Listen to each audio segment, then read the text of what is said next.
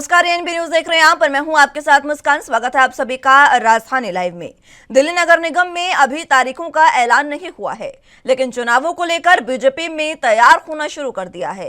MCD के चुनावों से पहले बीजेपी 16 अक्टूबर को दिल्ली के रामलीला मैदान में बूथ कार्यकर्ताओं का एक सम्मेलन आयोजित करने जा रही है, जिसमें बीजेपी के राष्ट्रीय अध्यक्ष जेपी नड्डा भी शामिल होंगे। इस मीटिंग में बीजेपी के बूथ कार्यकर्ताओं के अलावा दिल्ली बीजेपी के संगठन प्रकोष्ठ और मोर्चे के पदाधिकारी भी शामिल होंगे। इस सम्मेलन में बीजेपी एक तरह से चुनाव प्रचार की शुरुआत करने जा रही है।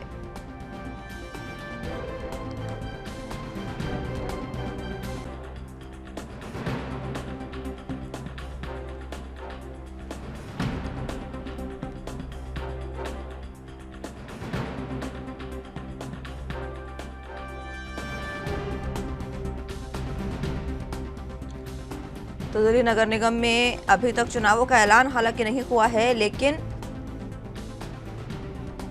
बीजेपी ने तैयारी अपनी शुरू कर दी है। बीजेपी जो है वो एमसीडी चुनावों के लिए पूर्ण रूप से तैयार होने की कोशिश में है। इसी को लेकर 16 अक्टूबर को दिल्ली के रामलीला मैदान में बूथ स्तरीय कार्यकर्ताओं का एक सम्मेलन आयोजित होने जा रहा है, जिसमें बीजेपी के राष्ट्रीय अध्यक्ष जेपी नड्डा भी शामिल होंगे।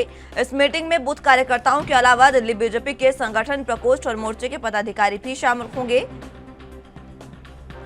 और इस सम्मेलन में बीजेपी एक चुनाव प्रचार की शुरुआत करने जा रही है। एमसीडी के चुनाव आपको बता दें कि काफी लंबे समय से अटके हैं, लेकिन अब कयास लगाए जा रहे हैं कि जल्द ही इन चुनावों की घोषणा हो सकती है और उसे को लेकर बीजेपी ने चुनाव प्रचार की तैयारी शुरू कर दी है।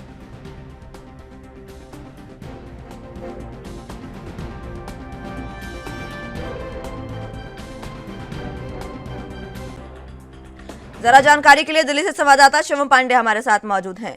शिवम, फिलहाल जिस तरीके से दिल्ली नगर निगम के चुनावों को लेकर तैयारियां बीजेपी ने शुरू कर दी है, एक बूथ स्तरीय कार्यक्रम होने जा रहा है, क्या कुछ अहम जानकारी?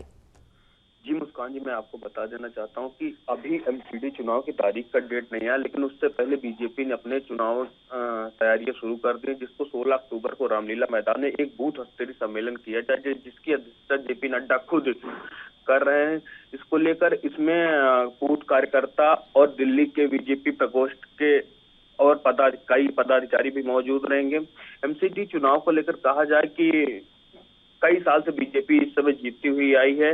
इसको लेकर जेपी नड्डा खुद ही जेपी नड्डा कह रहे हैं कि एक बूथ में 5 लोग कार्यकर्ता होंगे, जिसमें से एक बूथ अध्यक्ष, एक बूथ प्रमुख, एक महिला और एक युवा और एक वरिष्ठ कार्यकर्ता होगा, जो कि वोटों को सुनिश्चित किया जाएगा, वोट सुनिश्चित करेगा। इसको लेकर उन्होंने एक बड़ा सम्मेलन रखा है, क्योंकि 2007 से लगातार बीजेपी एमसीडी में सत्ता में बराबर बनी हुई। विधानसभा में भले वो चुनाव में न जीते, लेकिन एमसीडी को लेकर बीजेपी लगातार सत्ता में बनी हुई। जी मुस्कान जी, अब जिस तरीके से बीजेपी ने अभी देखा कि पहले तीनों नगर निगमों को, जो अलग अलग नगर निगम थे, उनका एकीकरण किया और उसके बाद चुनाव टाले गए। आम आदमी पार्टी लगातार ये कोशिश में थी कि जल्द से जल्द चुनाव हो जाए। अब किसी भी समय चुनावों की अधिसूचना जारी हो सकती है। क्या लगता है कब तक ये चुनाव जो है वो घोषित हो पाएंगे?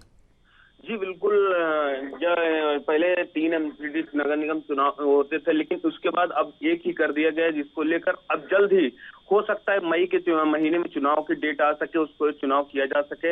इसको लेकर एक बीजेपी अभी से ही अपनी कमर कसना शुरू कर दी, क्योंकि ये बीजेपी के लिए एक बड़ी जीत होती है कि एमसीडी चुनाव हर बार बीजेपी लगातार 2007 से सत्ता में बनी हुई है। इसको लेकर एक बीजेपी की बड़ी जीत है। इसको लेकर ही जेपी नड्डा रामलीला मैदान में 16 अक्टूबर को एक बड़ी रैली करेंगे और कार्यकर्ताओं से मुलाकात भी करेंगे, बूथ अध्यक्षों से भी मुलाकात करेंगे।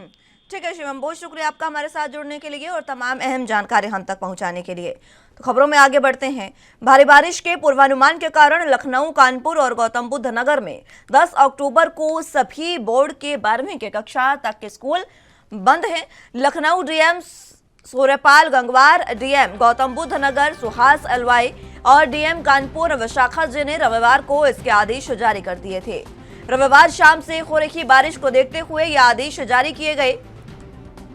इसके अलावा लखनऊ वासियों के लिए जरूरी दिशा निर्देश जारी किए गए, जिसमें 10 अक्टूबर को भी भारी बारिश की संभावना व्यक्त की गई। इसके दृष्टिगत सभी लोग पूरी सावधानी बरतें। ये कहा गया पुराने जर्जर भवनों से सावधान रहे, अत्यंत आवश्यक कार्य होने पर ही घर से बाहर निकले। भीड़भाड़ वाले और ट्रैफिक जाम वाले क्षेत्रों से जाने से बचें, खुले सीवर, बिजली के तार और खंभों से बचकर रहें।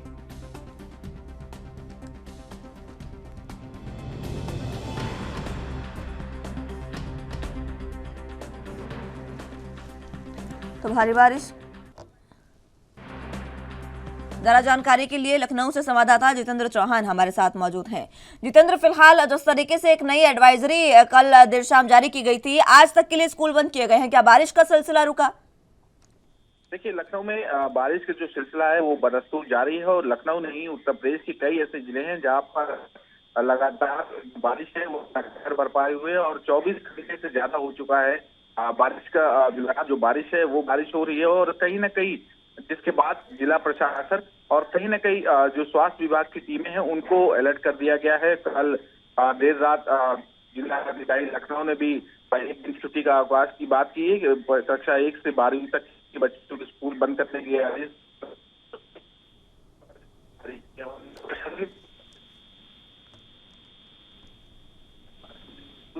सभी लोगों को सावधानी बरतने की है और पुराने गजल मकानों से रहने के निर्देश दिए हैं। अत्यंत आवश्यक होने पर ही अपने घरों से निर्देश दिए, ऐसा जिलाधिकारी लखनऊ ने एडवाइजरी कहा है और ट्रैफिक वाले क्षेत्रों में जाने से बचने की सलाह दी गई है।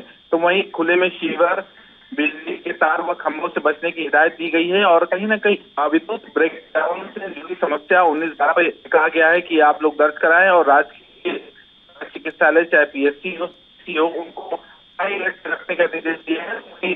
जो उत्तर प्रदेश सरकार ने डिप्टी और चिकित्सा मंत्री ब्रजेश पाठक ने भी ट्वीट किया है और ट्वीट में कहा कि आप पूरी तरह से तैयार रहे और अलर्ट रहे, किसी भी प्रकार की समस्याओं से राहत देने का काम किया जाए। अब स्कूल आज से बंद हैं, बच्चे घर पर हैं, बारिश रुके नहीं है, प्रशासन ने तमाम तैयारियां किस तरीके से की है? देखिए, जिला प्रशासन पूरी तरह से तैयार है और कहीं ना कहीं जो बारिश का सिलसिला है वो थमने का नाम नहीं ले रहा है। हालांकि बारिश धीरे धीरे रुक रही है, फिर इस तरह की गति बनाई हुई है और कई बात की जाए तो लखनऊ समेत कई जिले हैं जहां पर बारिश हो गई, जिससे स्कूली आवागमन चाहे वो टूटी बजाने वाले लोग हों और साथ ही साथ जो किसान है वो कहीं ना कहीं बहुत परेशान है, क्योंकि कई ऐसी जगह है लखनऊ में जहां पर किसानों की जो फसल है वो बर्बाद हो गई है और लखनऊ है, गाजियाबाद है, नोएडा है, इन जगह स्कूलों को बंद करने का निर्देश दिया गया है। किसान से लेकर आम जनमानस तक पूरी तरह से परेशान है क्योंकि लगातार जो बारिश है वो रुकने का नाम नहीं ले रही है। ठीक है जितेंद्र, बहुत शुक्रिया आपका हमारे साथ जुड़ने के लिए और तमाम अहम जानकारी हम तक पहुंचाने के लिए। तो खबरों में आगे बढ़ते हैं। पंजाब प्रदेश कांग्रेस कमेटी के प्रधान अमरिंदर सिंह राजा वड़िंग और पंजाब कांग्रेस के कार्यकर्ता पंजाब के कैबिनेट मंत्री फौजा सिंह सरारी को बर्खास्त करने और उनके ऊपर एक इंडिपेंडेंट इंक्वायरी बैठाने को लेकर सभी DC ऑफिस के आगे आज धरना देंगे।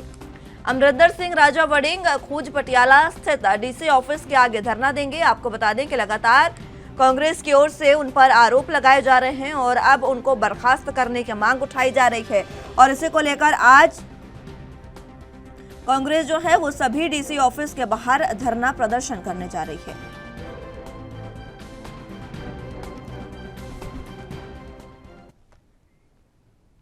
जरा जानकारी के लिए चंडीगढ़ से संवाददाता अमित कुमार हमारे साथ मौजूद हैं। अमित, फिलहाल आज कांग्रेस जो है वो धरना प्रदर्शन करने जा रही है, क्या कुछ इसको लेकर अहम जानकारी, तैयारियां किस तरीके की? आज ही बिल्कुल देखिए, हम कह सकते हैं कि आज पंजाब कांग्रेस की तरफ से पंजाब के हर एक DC दफ्तर के आगे धरना दिया जाएगा। सीधे तौर पे उनकी मांग है कि कैबिनेट मंत्री फौजा सिंह सरारी को बर्खास्त किया जाए और उनकी इंडिपेंडेंट एजेंसी से उनकी इंक्वायरी या फिर उनके करप्शन को लेकर उनकी जांच कराई जाए। एक सीरियस एलिगेशन, एक लंबे समय से हम कह सकते हैं कि लगातार कांग्रेस की तरफ से बार बार कही जा रही है कि फौजा सिंह सरारी के ऊपर करप्शन चार्जेस को लेकर कार्रवाई की जाए, पर लगातार हम कह सकते हैं कि अभी तक उनको लेकर कोई सीरियस कार्रवाई नहीं। लेके हम कह सकते हैं कि आज पंजाब कांग्रेस की तरफ से पूरे पंजाब में हर एक जगह पे हम कह सकते हैं एक बड़ा प्रदर्शन दिया जाएगा।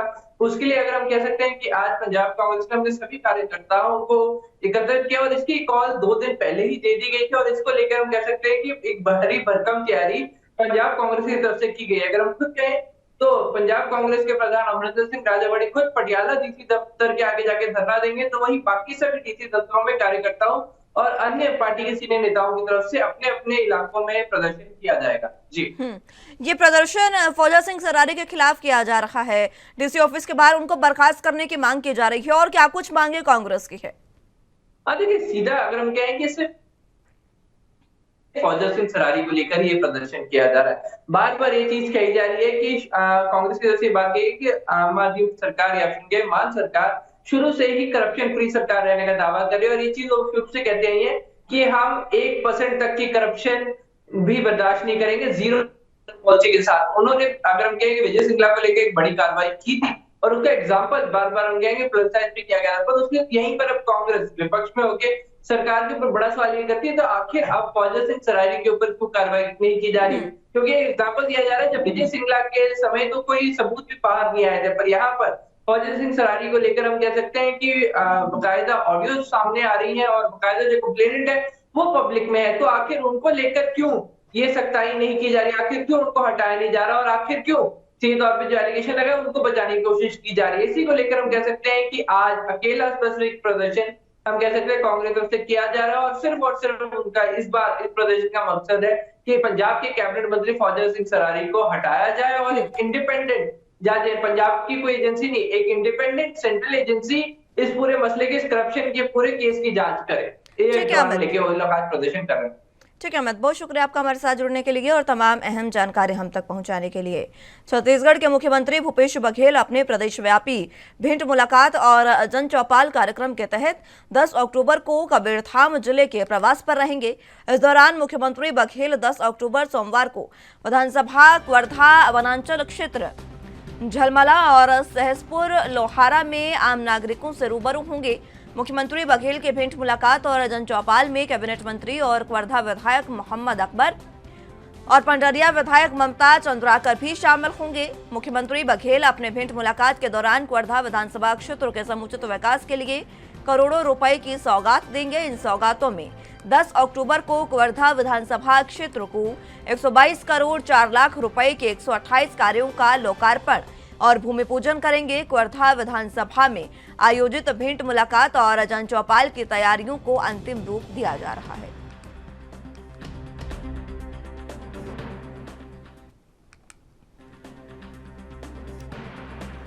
तो छत्तीसगढ़ के मुख्यमंत्री भूपेश बघेल आपको बता दें कि आज वर्धा के दौरे पर हैं। कबीरधाम जिले के प्रवास पर वो रहेंगे। 10 अक्टूबर यानी आज सोमवार को विधानसभा वर्धा वनांचल क्षेत्र झलमला और सहसपुर लोहारा में आम नागरिकों से वो रूबरू होंगे और यहां पर करोड़ों की सौगात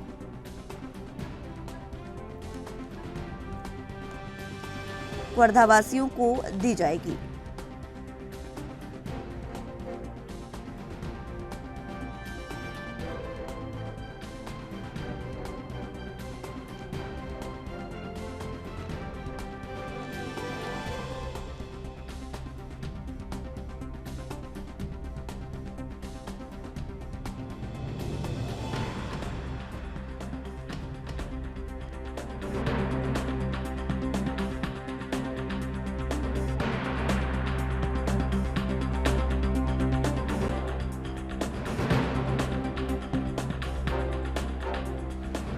अपने प्रदेशव्यापी भेंट मुलाकात और जन चौपाल कार्यक्रम के तहत 10 अक्टूबर को कबीरधाम जिले के प्रवास पर रहेंगे।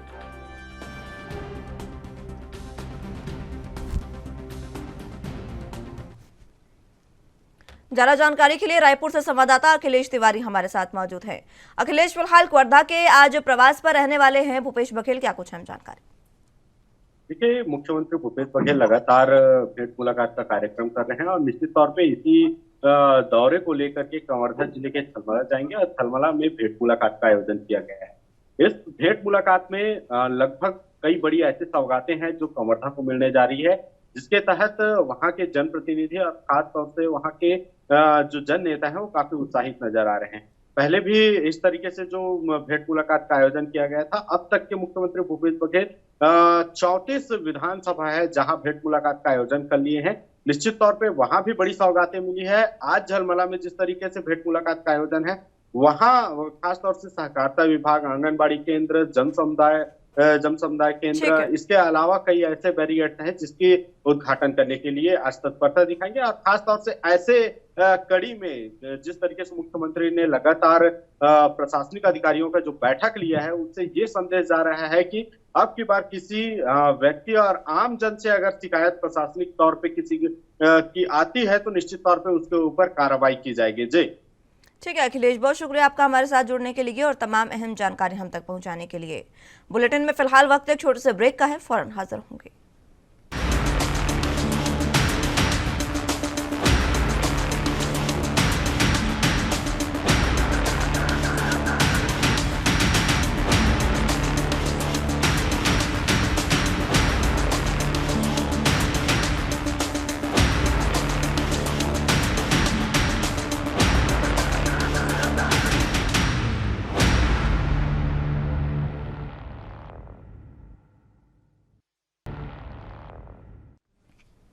ब्रेक के बाद एक बार फिर से स्वागत है आप सभी का। तो अगली अहम खबरों को रुख कर लेते हैं।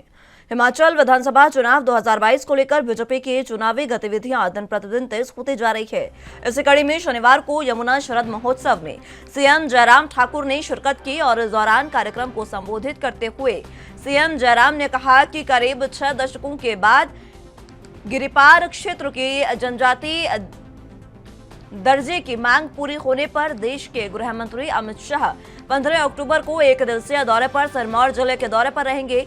नगरी पावंटा साहिब में सीएम जयराम ने कार्यक्रम में उपस्थित लोगों से कहा कि 15 अक्टूबर को सतोन पंचायत में देश के गृह मंत्री अमित शाह का दौरा लगभग फाइनल हो चुका है। गृह मंत्री के कार्यक्रम को लेकर तैयारियां जारी है। इसके साथ ही उन्होंने सभी जनता से इस कार्यक्रम में पहुंचने का अनुरोध किया।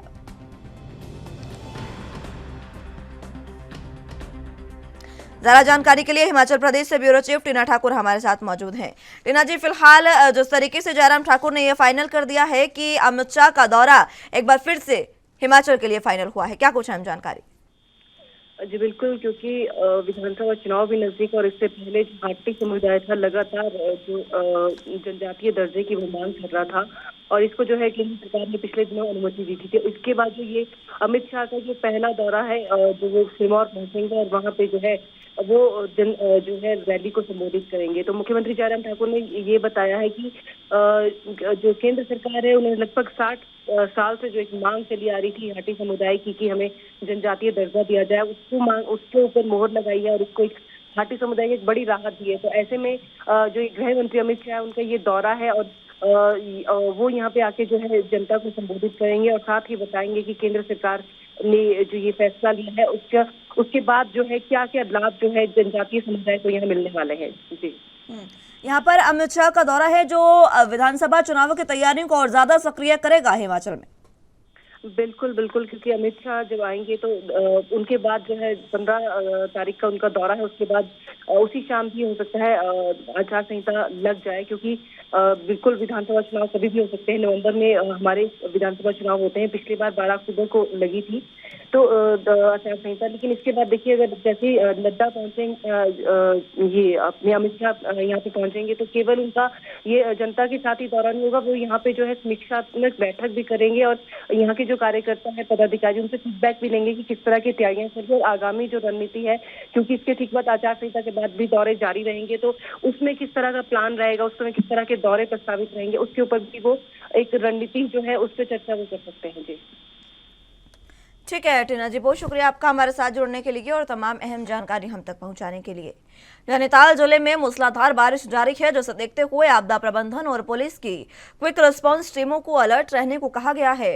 बारिश के अलर्ट को देखते हुए नैनीताल जिले के सभी सरकारी निजी स्कूलों और आंगनबाड़ी केंद्रों में आज के लिए अवकाश घोषित किया गया है। हल्द्वानी में भी पिछले 48 घंटों से लगातार बारिश जारी है। हल्द्वानी में बारिश के कारण नदी नाले उफान पर हैं। पुलिस प्रशासन बार बार नदियों नालों से दूरी बनाने की बात कह रहे हैं। हल्द्वानी में बारिश के कारण गौला नदी का जलस्तर भी बढ़ गया है। अभी गौला नदी का जलस्तर 17,064 क्यूसेक पहुंच गया है। प्रशासन ने इसे लेकर भी चेतावनी जारी कर दी है। निचले इलाकों में अलर्ट सावधानी बरतने की अपील की गई है।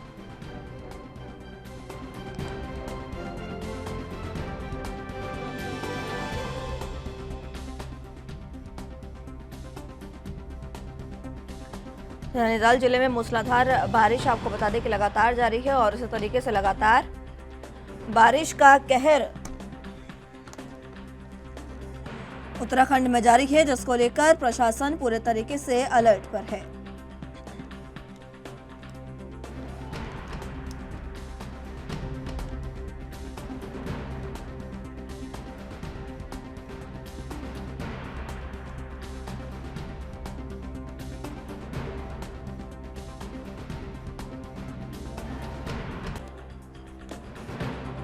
आपको बता दें कि बारिश के अलर्ट को देखते हुए नैनीताल जिले के सभी सरकारी निजी स्कूलों और आंगनवाड़ी केंद्रों में आज के लिए अवकाश घोषित कर दिया गया है। इसी के साथ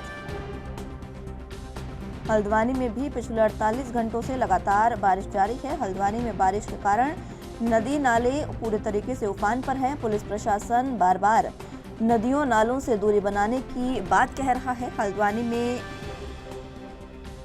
बारिश के कारण गौला नदी का जलस्तर भी बढ़ गया है।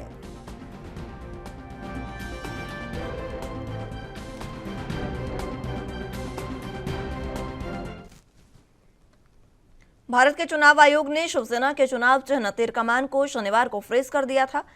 शिवसेना प्रमुख और महाराष्ट्र के पूर्व सीएम उद्धव ठाकरे ने चुनाव आयोग के इस फैसले के बाद रविवार को पहली प्रतिक्रिया दी है। इस दौरान उन्होंने मुख्यमंत्री एकनाथ शिंदे के नेतृत्व वाले गुट पर हमला भी बोला। उद्धव ठाकरे ने कहा कि 40 सिर के रावण ने प्रभु श्री राम का धनुष बाण फ्रीज करवा दिया है। मुझे दुख तो हुआ, पर गुस्सा इस बात का है कि आपने अपनी मां के सीने में ही छुरा घोंप दिया। इस फैसले के बाद शिंदे गुट से ज्यादा खुशी बीजेपी को होगी कि देखो, हमने आपके ही लोगों से आपकी शिवसेना फ्रीज करवा दी। अब कुछ लोग खुद ही शिवसेना प्रमुख बनना चाह रहे हैं। ये सब कुछ ज्यादा ही हो रहा है।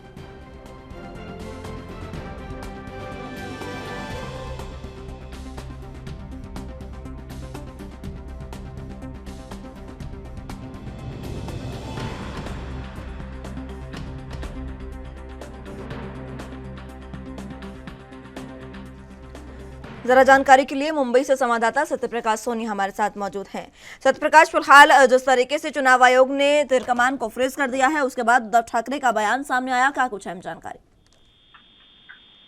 बिल्कुल मुस्कान जी, उद्धव ठाकरे ने कल शाम एक प्रेस कॉन्फ्रेंस की। इस प्रेस कॉन्फ्रेंस के दौरान उन्होंने सीधे तौर पर एकनाथ शिंदे को जमकर घेरा और कहा कि 40 चेहरों वाला ये दानव ने मिलकर जो है राम के तीर धनुष को भी सीज करवा दिया है। यह कभी जो है राजनीति में आगे नहीं बढ़ेगा, इस तरह के सवाल खड़ा किए हैं। और खासकर आज जिस तरह से संपादकीय सामना के जरिए उन्होंने घेरा है, कई तरह के आरोप एकनाथ शिंदे पर लगाया है, खासकर भारतीय जनता पार्टी को भी लगाया है और दिल्ली वाले ने मिलकर इस पूरे मामले को अंजाम दिया है, इस तरह का आरोप उद्धव ठाकरे ने लगाया है।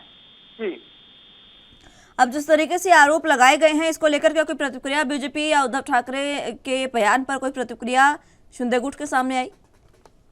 देखिए, शिंदे गुट और भारतीय जनता पार्टी की तरफ से तो अभी तक इस तरह का कोई बयान नहीं आया है, लेकिन जिस तरह से उद्धव ठाकरे ने तमाम भारतीय जनता पार्टी के और एकनाथ शिंदे गुट को घेरा है, ऐसे में उन्होंने मुख्यमंत्री एकनाथ शिंदे को राक्षस तक कर दिया है और आने वाले समय में इस राक्षस का भी निवारण शिवसेना करेगी। शिवसेना कभी झुकने वाली नहीं है। शिवसेना हमेशा लड़ती रही है और आगे भी लड़ती रही। ऐसे दुश्मनों को सीने में चढ़कर शिवसेना खड़ी रहेगी, इस तरह का वक्तव्य उन्होंने दिया है। लेकिन ये माना जा रहा है कि आज जिस तरह से उद्धव ठाकरे का बयान आया है और संपादकीय में उन्होंने एकनाथ शिंदे को घेरा है, आज पूरे दिन इस पर सियासी हलचल तेज रहेगी, क्योंकि तमाम नेताओं का नाम उन्होंने लिखा है और उनका नाम भी लिया गया है। बहुत शुक्रिया आपका हमारे साथ जुड़ने के लिए और तमाम अहम जानकारी हम तक पहुंचाने के लिए। तो खबरों में आगे बढ़ते हैं। जम्मू कश्मीर की पूर्व मुख्यमंत्री और पीडीपी अध्यक्ष महबूबा मुफ्ती ने बीजेपी और केंद्रीय गृह मंत्री अमित शाह पर अपना गुस्सा निकाला। मुफ्ती ने कहा कि बीजेपी जम्मू का मुख्यमंत्री बनाने का वादा कर रही है, लेकिन उन्होंने प्रदेश का उपराज्यपाल, मुख्य सचिव या उपराज्यपाल का सलाहकार किसी जम्मू के नागरिक को क्यों नहीं बनाया। महबूबा ने आगे कहा कि वरिष्ठ नेता कर्ण सिंह को ही जम्मू का उपराज्यपाल बना देते, किसी बीजेपी नेता को ही यह पद दे दिया जाता। उन्होंने कहा कि जम्मू कश्मीर का मुख्यमंत्री तो आम जनता ने बनाना है, उसमें आपका क्या योगदान।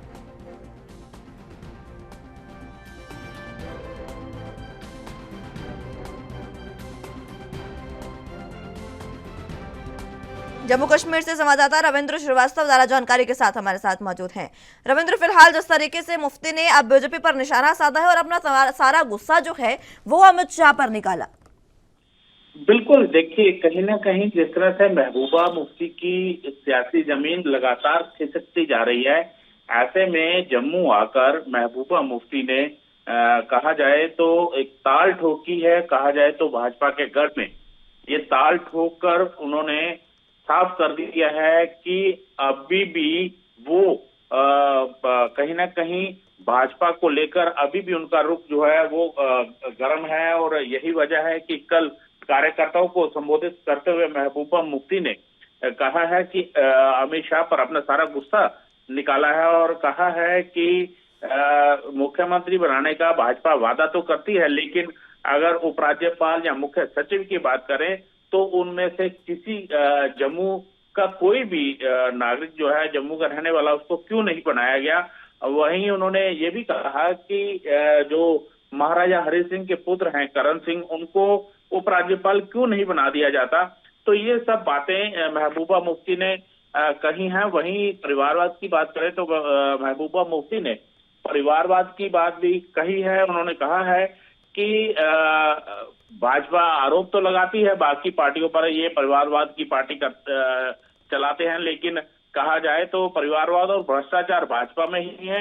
अमित शाह के बेटे जो जय शाह हैं उन्हें बल्ला पकड़ना भी नहीं आता है और उनको बीसीसीआई का सचिव जो है वो बनाया हुआ है। ठीक है रविंद्र, बहुत शुक्रिया आपका हमारे साथ जुड़ने के लिए और तमाम अहम जानकारी हम तक पहुंचाने के लिए।